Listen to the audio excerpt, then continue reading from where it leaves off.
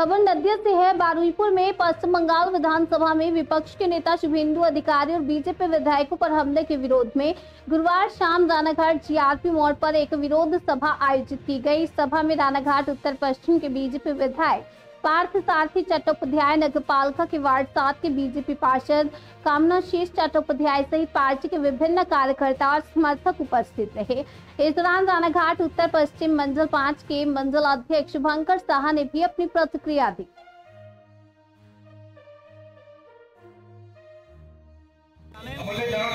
কালকে গতকাল হলো রাজ্যের বিরোধী দলনেতার ওপর যেভাবে হামলা এবং বিরোধী বিধায়কদের ওপর হামলা হয়েছে তার প্রতিবাদে আমরা আজকে বিক্ষোভ সমাবেশ করছি এবং রানাঘাট শহরে বা হলো কামনাশীষ চ্যাটার্জি বিরোধী বিধায়ক কাউন্সিলর আপনারা হলো একটা ভোট মানে ফুটিনি করতে করতে হলো মানে ভোটার ধরা পড়েছে। তারই জন্য আজকে আমাদের এই পথসভা আর পৌরসভায় যেভাবে দুর্নীতি চলছে, সারা রাজ্যে দুর্নীতি চলছে, তারই জন্য আমাদের এই বিক্ষোভ। আজকে একটা কথা বলতে চাই, রানাঘাটে হিন্দুরা একজোট হওয়ার জন্য আজকে সময় এসেছে হিন্দুদের একজোট হওয়ার জন্য। আমার নাম শুভঙ্কর সাহা।